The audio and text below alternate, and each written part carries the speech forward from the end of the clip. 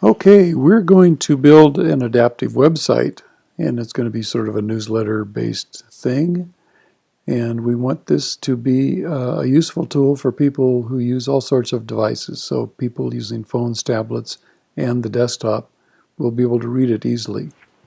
So we're going to make use of the Skeleton Boilerplate as a development tool to make this all happen with a minimum of pain and suffering. So here is the site for the skeleton, and they give you a pretty good overview of how it works. They show you how their grid system puts things together to position things on pages, show your typography. They talk about their media queries. It's a very nice, completely coded out set of pre-built containers, basically. As another resource, here's a tutorial by Joshua Johnson on Design Shack that I thought was pretty cool. It's one of the nice tutorials that says, what do you do with skeleton? Because it can be kind of daunting to look at it in the first place. And he shows you how to use this. He's got some pretty cool little things he's found. He shows you how to scale images. He even points you out to a place where you can get free web images right off the web, any size you want, so you can put them in and test your page with them. And so that's a good thing to have as a resource. And finally, I developed a little exercise to kind of get your feet wet with skeleton by just making some boxes that are colored and see if you can get them to position on the page and get them under control. Once you have figured out how to put things where you want them, it's pretty much a piece of cake. So let us get started here. Down here in Dreamweaver, this is the thing you start with skeleton. And this is the base page that you get when you download it. You look inside here, and this is the base styling for skeleton. It starts with a reset script borrowed from the Eric Myers reset script, where he takes everything pretty much that makes web pages and he kind of blasts them back to zero, takes them down to a non-styled state, because your Chrome and Firefox and Safari are all trying to style these things with their own subtle differences and borders and sizes and things. So this takes that all away, and then he builds it back up again with his own set of, what does the body look like, what all these headings and text things look like, the lists, the forms, all that stuff is reset there in base. Now here's the meat of skeleton, the offset, the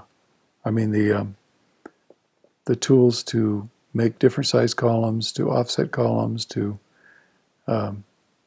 control the layout. And so he's got a bunch of styles built here. Here's what container looks like. On the base 960 grid, position is relative, width is 960. Then he has things where you combine things. If you see container and column together, or container and columns together, it does this. So if you see two tags here separated by space, they are meant to be read together in the instructions. So if you see those together, then this happens. And a comma here says, if you see these together, this happens. Or after the comma, if you see these together, that happens. So that's a little bit of the housekeeping here. So he's got some things for alpha and omega, which are just simply taking margins off of the left and right side of these containers that normally have margins. And then he has a whole bunch of instructions here that what do you see if you find something that lives within the container and it also has one and column together, or one and columns. So it's singular, plural, 2 columns, 3 columns, 4 columns, all this stuff. And it says, well, the 1 column is 40 pixels wide, and the 2 columns is 100 pixels wide. That means it's got a 40, and the 2 has two 40s for 80 and 20 pixels of margin. So these guys bring some of their own margin with them. So they all add up here, and they end up taking up 960 pixels of width when you get to 16 columns. He has one here for just a nice, easy 1/3 and 2/3 column, which is what the tutorial I showed you uses. And it also has some offset by 1, offset by 2, which is just adds padding to the left side, which pushes the type over toward the right. So that is a way to take an area of space and leave a bunch of white space on the left. And then he's got situations for the other devices. This is the cool part. Tablet. So it goes through these same things. Here's the media query. It says if you see this set of widths from your, get this reply back from your web browser, and it says here's how big I am. Then it says, okay, if you're that big, then one column is now 28 pixels rather than 40. And all these sizes change for all these things here. Same with mobile portrait. It says if you see something under the max width of 767, then the container is 300 pixels wide, and all of these different column widths that used to be something are now all 300 right here. And the offsets go down to 0. And then it says, okay, if you find the landscape of the mobile, another situation, it's going to be 420 wide and 420 wide, same deal. So that is the basis of Skeleton. The good news is these are really complex, and you don't even touch them. They're just there. And then here's the layout CSS. He's got a few places where you can put things. These guys are all empty right now, site styles, page styles. Here's the media queries. These are the real media queries that say, when you see a page this big, do this. If you see a page this big, do that, and so on. And then down here at the bottom, I wrote my own custom styles here to work on this project. And I made a class for test color. And I made test color 1, 2, 3, and 4, and they're all different colors, so that I can put those with their background color property into these divisions, and I can see where they are, so I can get an idea how this thing works. And then here's a my header deal where I was playing around using the code that you'll find in the tutorial. I also found some help on Stack Overflow, but I put this in here just to test scaling the header image, which we won't get to right away, but that's what that is for there. Might come in handy for you later.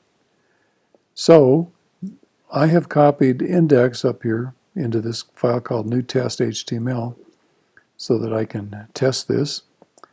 And we'll go to the source code.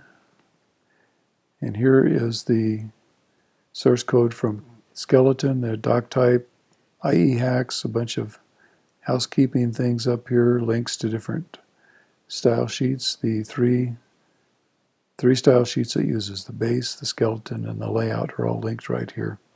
And we put we're going to put our stuff into the layout. And we don't have very much stuff, really.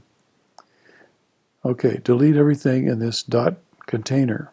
Everything inside this class of container we get rid of.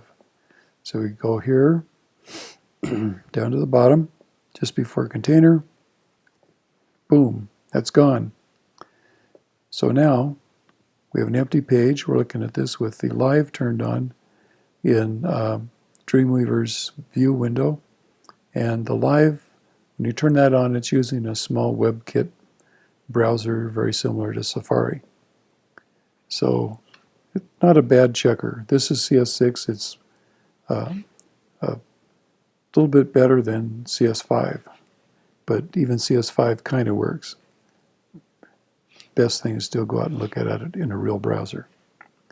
Okay, so we go div class equals, I want to do 16 columns. And here's how this thing works. Oops. columns.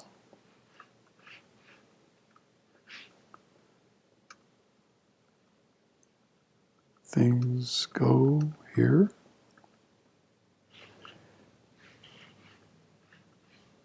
So there's a division. Now I won't be able to see this very well, so I'm going to go in here and put my test color 1 in here. Now we look. There we are. Things go here. That is 16 columns wide. It's got my test color in it. And it's got live there, so I can't type. Uncheck the live and go.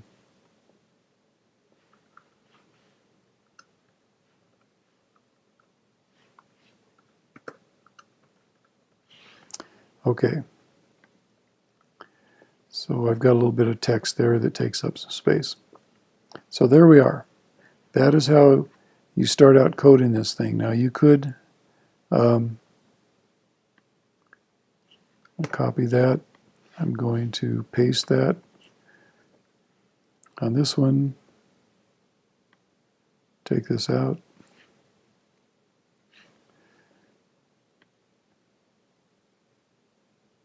Refresh that view. Here's the division that I just made. You could go into the automatic features of Dreamweaver, and it has all of the classes available in all the style sheets right here, but it lets you pick one at a time, unless you go to apply multiple classes. So if we do that, you can see all of the classes here. And if I wanted to make one, let's make a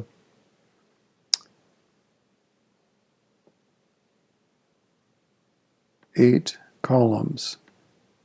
So it's like put in our words together, okay, and you see that it writes 8 columns there. So you can use the Dreamweaver class selector and brings up the chart. You can put these things in. If you're new to the coding, not a bad idea to try this a few times, and once you get the syntax down, you go, that's how it's typed, then it's really easier to just type in 8, 6, 5, whatever you feel like. Oh, and also we want to put our test color in there, so I'm going to resort to actually typing something here. Okay, so now if we go back to design view, here we see, there it is. And I misspelled right, that's pretty swell. So we go here and we go R-A-G-H-T. Okay, so we have a 16, we have a 8. Now if we had another 8, what would happen? Would it fill up the space? Okay, you could be on pins and needles until we get this working. Copy, paste. Just for fun, I'm going to go to test color 3, and then, oops, cut and paste mistake. Apparently I didn't grab the closing tag for that. Nope. Okay. And I didn't get the opening bracket for that.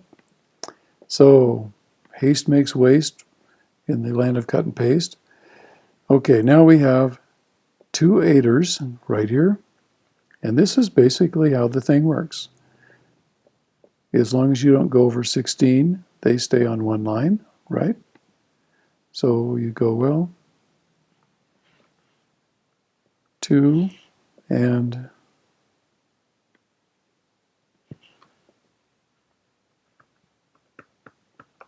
14.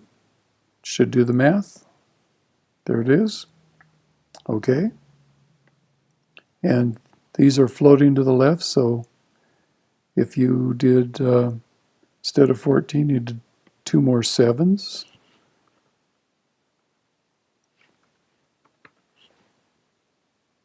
Take that, copy it carefully this time, paste it. Here we go. So we have 2 7s and a 2, still adds up to 16. These gaps are, of course, built-in margin on these pre-coded things. Now here's a trick. Suppose that we had these guys, these 3 of them that fit right now. Copy them, And we're going to make a division again.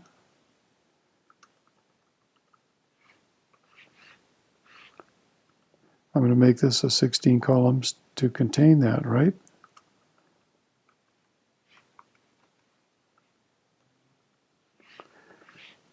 But what's going to happen to us?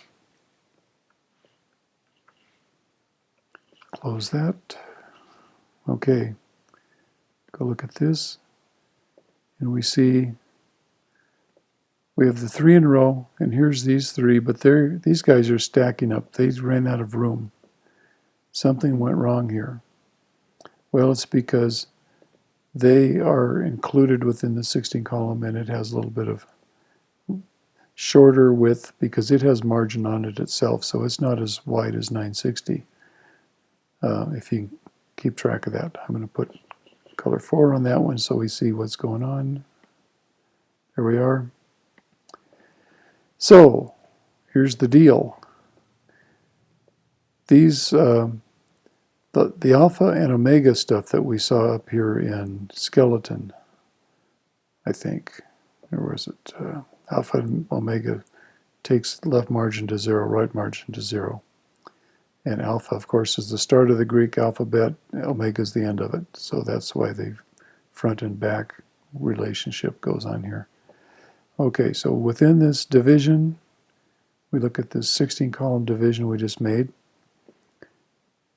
Click on your little breadcrumbs at the bottom to find out where you are. 16 columns, and then we go class, 2 columns, 2 color.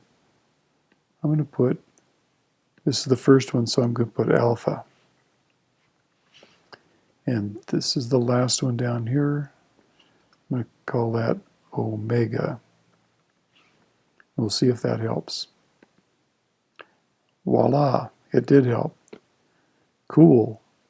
Okay, so that is how you nest things. You can use the alpha and omega to take out just enough padding to stick those things into holes. And nesting allows you to kind of control things in different ways. Okay, so that's that last division. One last thing, and we'll let you go. We'll do a division with a class equals, let's do 12.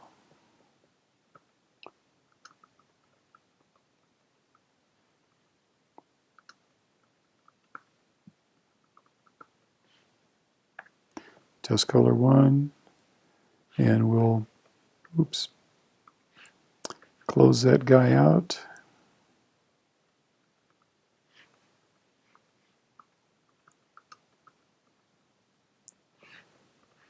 Okay, so down at the bottom we should see this that says hello world to us. There it is. And so the text hello world is right there. Now if we add that offset by, so, and it prompts us, so let's say we have 12 columns, let's offset it by 5. Okay, back to the ranch. And here you see that it went 5 columns down here and just padded that over. So if you need to push things over on your page to any number of columns, you do that with the offset. If you just want to put them in one after the other, if you want to have them go on the left side, they can just float over there, and you can put in a container that's big enough to not fit in here, like this 16 wouldn't go in after the orange one here if you didn't have these guys. Anyway, the offset, the omega and alpha allow you to take a little margin off so you can nest things into other divisions, and then the rest of it is just going in there and going 1 column, 2 column, 3 column, 4 column. And you might look at that tutorial I showed you and read the comments on it, because even the brilliant guy that did that tutorial missed some of the hidden features in Skeleton. And so if you dig deeper and deeper into Skeleton, you can get even more neat tricks out of it. But this is the basics, and this will work just fine for making your newsletter. And if we say, okay, let's see how we did, we go to Firefox, we say save. Here's our page we just played with. And when you get down to the font size, look what it does.